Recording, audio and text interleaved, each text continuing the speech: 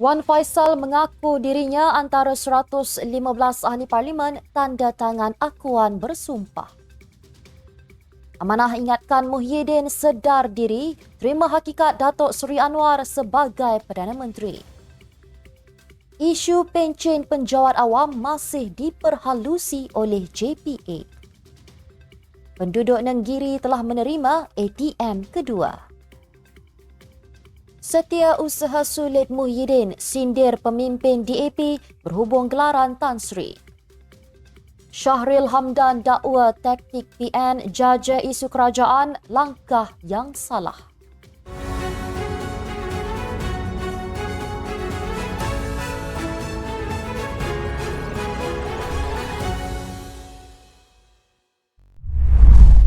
Bismillahirrahmanirrahim. Assalamualaikum dan salam Malaysia Madani. Bersama saya Mirakilah dalam Netstep News edisi pagi. Jangan lupa ikuti kami di semua platform Netstep Malaysia.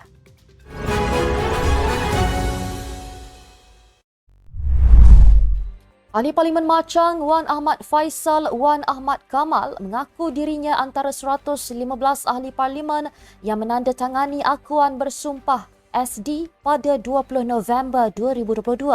Beliau kemudian mendakwa SD tersebut telah diserahkan kepada Setiausaha Sulit Kanan Yang di-Pertuan Agong ke-16. Beliau berkata demikian ketika ditemui selepas laporan polis berhubung tuduhan terhadap Muhyiddin di Ibu Pejabat Daerah Dang Wangi semalam. Sebelum ini, Muhyiddin telah mengeluarkan kenyataan sewaktu kempen pilihan raya kecil Dewan Undangan Negeri Nenggiri yang menyebut mengenai Perikatan Nasional telah mempunyai jumlah SD yang lebih untuk menjadi Perdana Menteri. Bagaimanapun, tindakan pengerusi PN itu didakwa seolah-olah mempertikai tugas dan peranan Sultan Pahang Al-Sultan Abdullah Riayatuddin Al-Mustafa Billah Shah sewaktu baginda menjadi YDPA ke-16. Justru Tengku Mahkota Pahang, Tengku Hassanal Ibrahim Alam Shah menzahirkan kemurkaan dan terkilan atas tindakan Muhyiddin kerana memanipulasi fakta dan membawa naratif negatif kepada rakyat bahawa Al-Sultan Abdullah seolah-olah tidak berlaku adil semasa memilih Perdana Menteri ke-10. Amanah ingatkan Perikatan Nasional agar menerima hakikat Datuk Seri Anwar Ibrahim mempunyai majoriti kukuh untuk diangkat sebagai Perdana Menteri. Setiausaha Agong Parti Amanah Negara Muhammad Faiz Fazil mengingatkan pemimpin PN terutama pengerusinya Tan Sri Muhyiddin Yassin supaya tidak lagi membangkitkan mengenai keabsahan pelantikan Datuk Seri Anwar. Dalam masa yang sama, beliau menggesa PN dan Muhyiddin berhenti daripada mengelirukan rakyat dengan fakta dan undang-undang yang tidak meyakinkan. Tegas beliau, rakyat seharusnya dididik untuk fokus kepada usaha membangunkan negara dan pemulihan ekonomi. Menurut beliau, tindakan Muhyiddin yang membangkitkan semula pelantikan Perdana Menteri yang kemudian disifatkan banyak pihak seolah-olah menghina kewibawaan Yang di-Pertuan Agong terdahulu Sultan Abdullah Sultan Ahmad Shah amat mendukacitakan.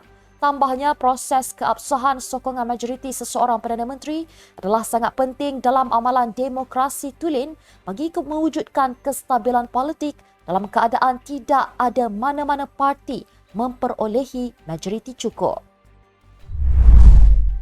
Jabatan Perkhidmatan Awam JPA masih memperhalusi pencen penjawat awam termasuk kontrak untuk mencarum dalam kumpulan wang simpanan pekerja KWSP.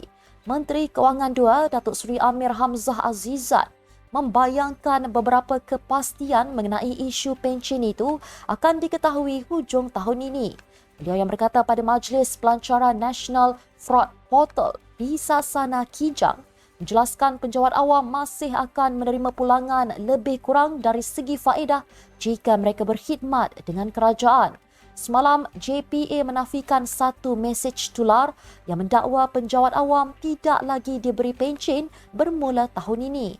JPA juga menafikan dakwaan pencen penjawat awam telah ditukar kepada caruman KWSP dan ahli politik tidak lagi menerima lebih daripada satu pencen. Penduduk di Dewan Undangan Negeri Nenggiri menerima kemudahan mesin juruwang automatik ATM kedua di Bertam Baru selepas berakhirnya pilihan raya kecil pada Sabtu lalu. Malah sebelum ini, sebuah ATM telah dipasang di Jerek Baru 3 hari sebelum rakyat Dun Nenggiri mengundi. Kedua kemudahan tersebut amat dinantikan oleh lebih 30,000 penduduk di Nenggiri apabila mereka kini tidak perlu meredah perjalanan sejauh 50 km untuk mengeluarkan wang apabila kawasan tersebut sudah dilengkapi dengan ATM. Ahli Dewan Undangan Negeri Nenggiri Muhammad Azmawi Fikri Abdul Ghani atau Awi berkata ATM itu memberikan kemudahan kepada penduduk di Bertam Lama, Bertam Baru, Limau Kasturi dan sekitarnya. Menerusi video dimuat naik di TikTok Adun Nenggiri, Muhammad Azmawi berkata ATM itu adalah bukti janjinya kepada penduduk untuk memudahkan urusan mereka.